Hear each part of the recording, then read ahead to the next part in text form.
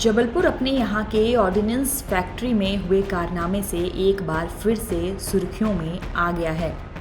ये तो आपको जानकारी होगी ही कि मध्य प्रदेश के जबलपुर में सेंट्रल ऑर्डिनेंस डिपो है, जहाँ बेहद कड़ी सुरक्षा के बीच हथियार बनाए और रखे जाते हैं। जबलपुर की ऑर्डिनेंस फैक्ट्री में देश भर से सुरक्षा एजेंसियों की राइफलें आती हैं।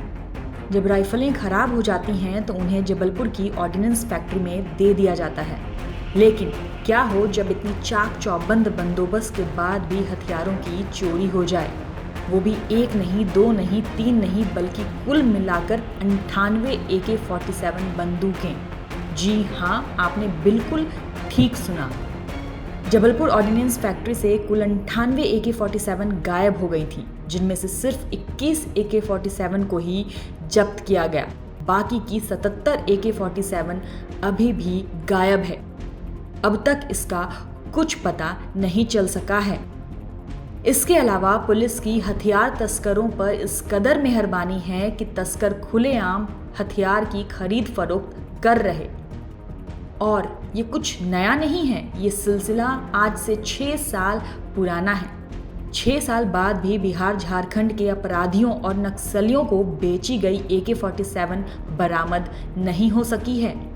सबसे मज़े की बात तो ये है कि बिहार के मुंगेर, भागलपुर, गया, पटना और झारखंड में नक्सलियों को हथियार बेचे जाने की पुख्ता खबर होने के बावजूद पुलिस ने इसे कभी भी सीरियसली नहीं लिया।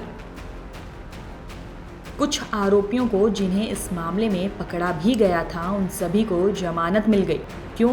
क्योंकि पुलिस को पकड़े गए लोगों के खिलाफ आरोप पत्र दायर करने में 90 दिनों के बजाय 180 दिन लग गए। आपको बता दें कि अवैध हथियार बनाने के लिए बदनाम मुंगेर साल 2018 में AK-47 को लेकर सुर्खियों में आया था, क्योंकि ये बात सामने आई थी कि जबलपुर ऑर्डिनेंस फैक्ट्री से AK-47 चोरी कर मुंगेर के हथियार तस्करों को बेची गई थी। जिसके बाद पुलिस ने ताबड़तोड़ छापेमारी की और लगातार इस केस में तफ्तीश करती रही और आखिरकार मिले सबूतों के आधार पर इस पूरे कांड के पीछे के मास्टरमाइंड ऑर्डिनेंस फैक्ट्री के स्टोर कीपर को आखिर पकड़ ही लिया। इसका नाम सुरेश ठाकुर है। सुरेश खराब AK-47 के पार्ट्स धीरे धीरे करके चोरी करता था और अपनी मोटरसाइकिल में छुपाकर फैक्ट्री से बाहर ले जाता था। आपको बता दें कि खराब हुए AK-47 हथियारों के पार्ट्स एक नई गन बनाने के लिए काम में लाए जा सकते हैं। बस इसलिए सुरेश ये काम इतने शातिर अंदाज में करता था कि स्टोर में ना तो बंदूक की संख्या कम हो रही थी और ना ही किसी को इस बात का अंदाजा लग पा रहा था। फिलहाल कोर्ट में इस मामले में जबलपुर ऑर्डिनेंस फैक्ट्री के स्टोर कीपर का बयान दर्ज कर लिया है। AK-47 दुनिया की सबसे खतरनाक बंदूकों में से एक मानी जाती है। इसका ज़्यादा इस्तेमाल आतंकवादी और नक्सलवादी करते हैं।